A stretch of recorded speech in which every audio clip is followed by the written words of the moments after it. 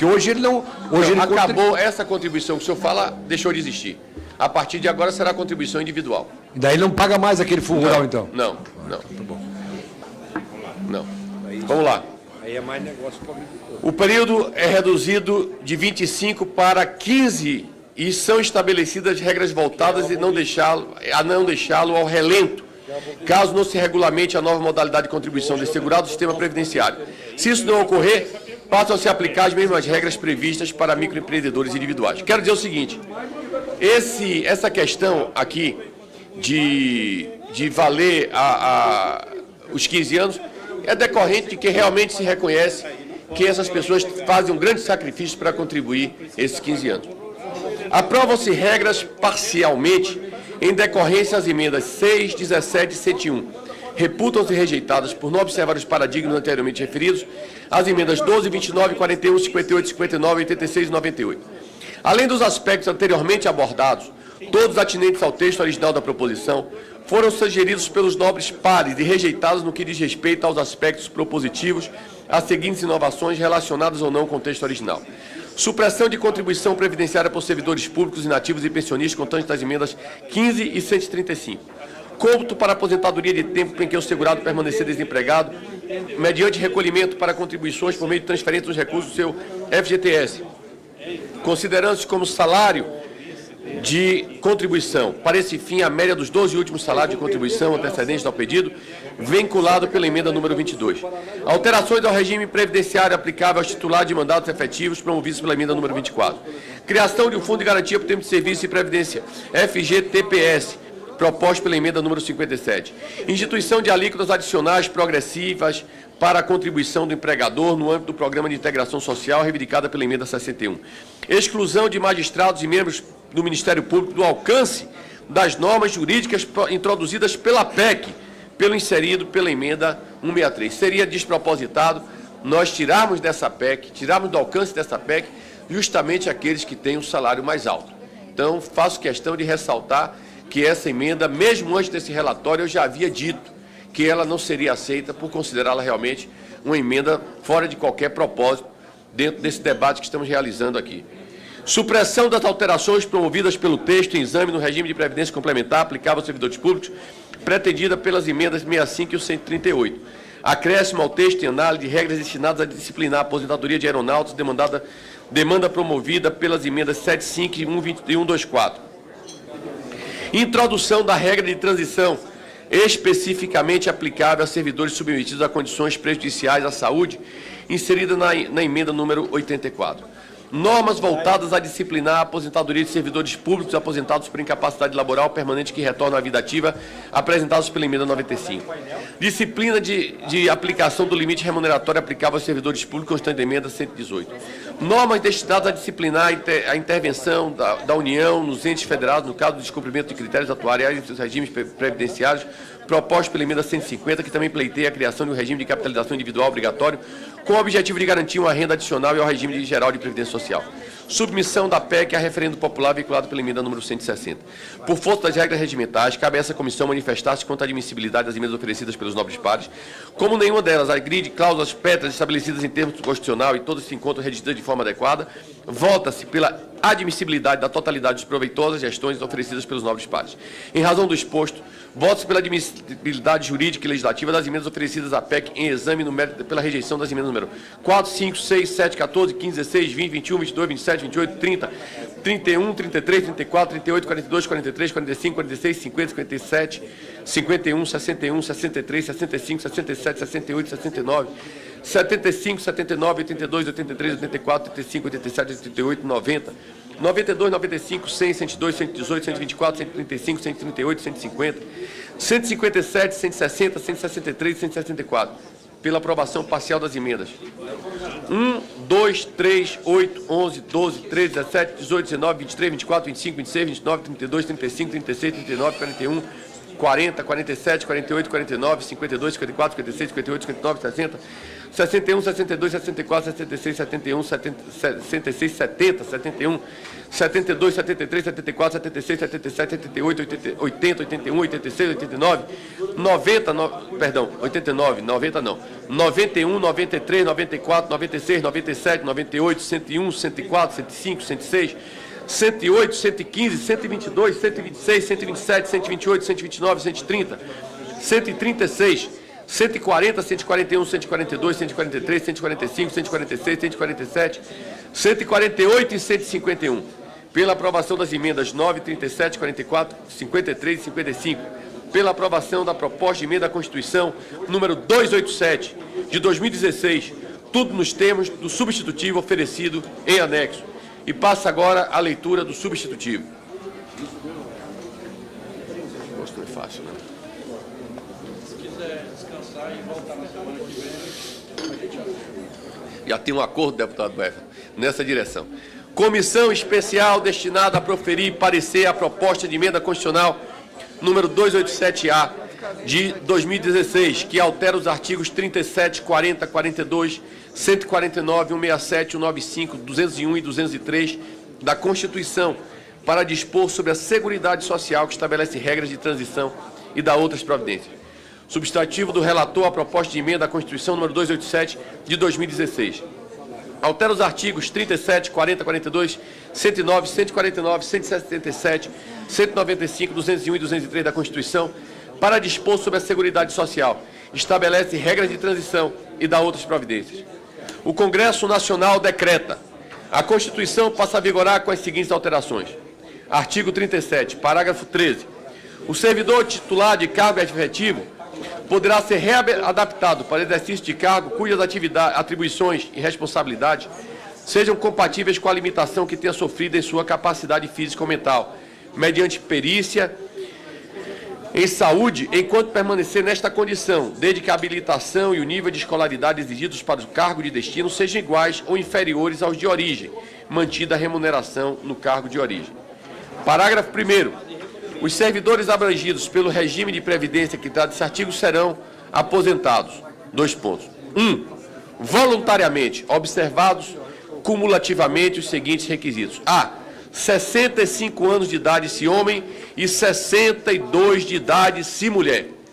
Essa foi uma das maiores reivindicações aqui, trazidas pela bancada feminina, sobretudo, em homenagem a mulheres como a senhora deputada Jandira Fegali, que tanto contribuíram com o debate dessa comissão, e em homenagem à luta de tantas outras parlamentares, nós fizemos uma referência baixando para 62 anos. Por que não 60, presidente? Porque não é possível essa diferença tão grande, embora nós desejássemos isso, mas a Previdência não suporta. Esse número é cabalístico, presidente. 25 anos de contribuição, desde que cumprido o tempo mínimo de 10 anos de efetivo exercício no serviço público e 5 anos no cargo efetivo em que for concedida a aposentadoria.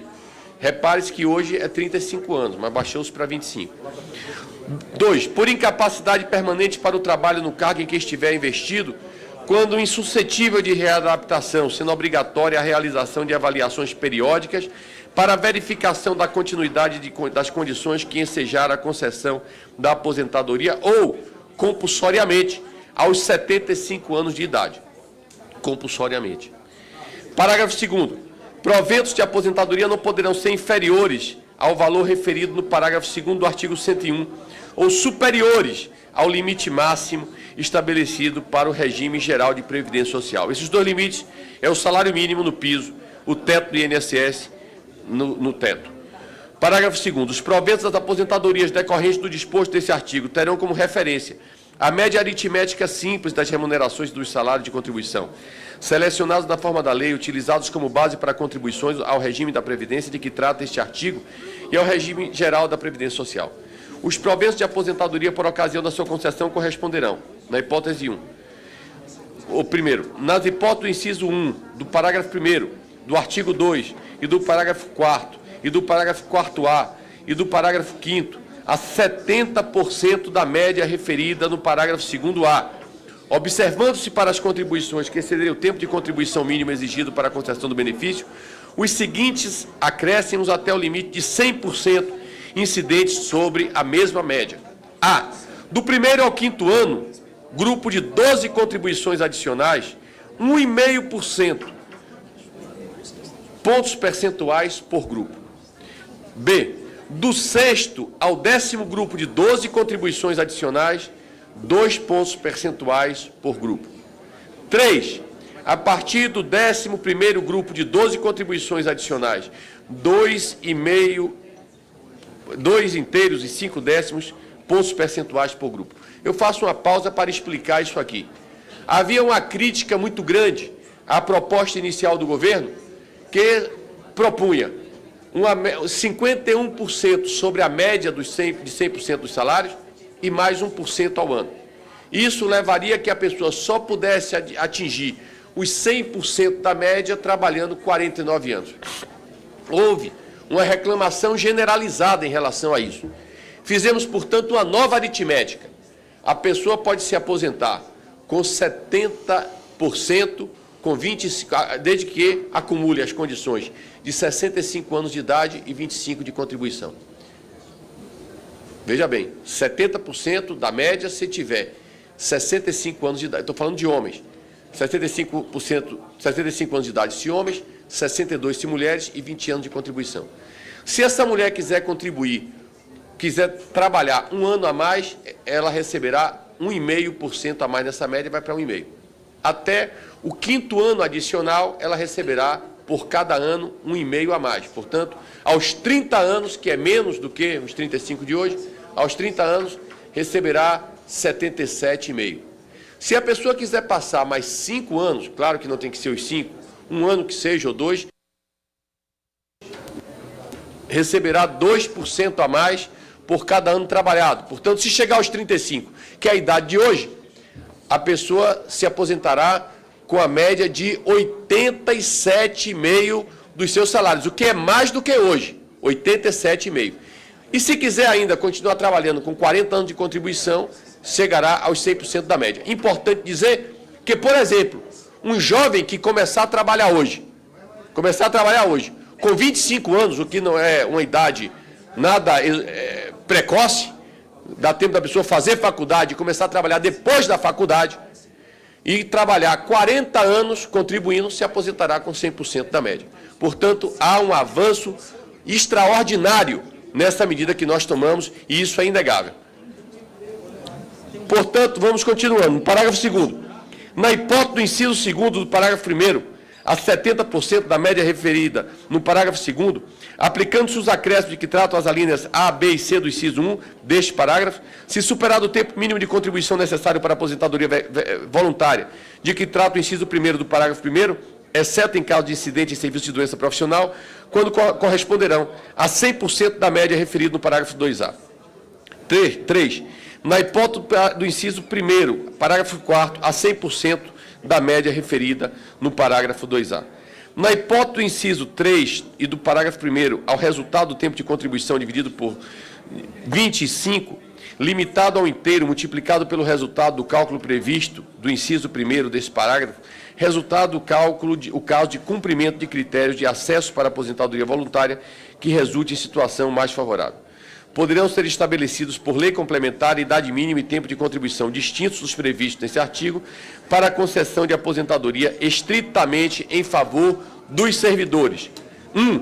Com deficiência, previamente submetidos à avaliação psicossocial realizada por equipe multiprofissional interdisciplinar. Isso é uma antiga reivindicação das pessoas que têm aqui, dos parlamentares que têm aqui relação com os deficientes físicos, que tem aquelas 3 gradações de deficiência. E, portanto, nós submetemos isso a uma lei complementar, o que foi uma reivindicação antiga, que é uma reivindicação antiga, que nunca tinha sido absorvida pelo texto constitucional e que nós estamos o fazendo nesse momento. 2. Cujas atividades sejam exercidas em condições especiais que efetivamente prejudiquem a saúde, vedada a caracterização por categoria profissional à ocupação, limitada a redução no requisito da idade no máximo de 10 anos, a redução do tempo de contribuição e no máximo em 5 anos, não podendo a idade ser inferior a 55 anos para ambos os sexos. Os limites de idade previstos na linha A do inciso 1 do parágrafo 1º poderão ser reduzidos por lei complementar em até 10 anos para os policiais dos órgãos previstos nos incisos 1, 2, 3 e 4 do artigo 144.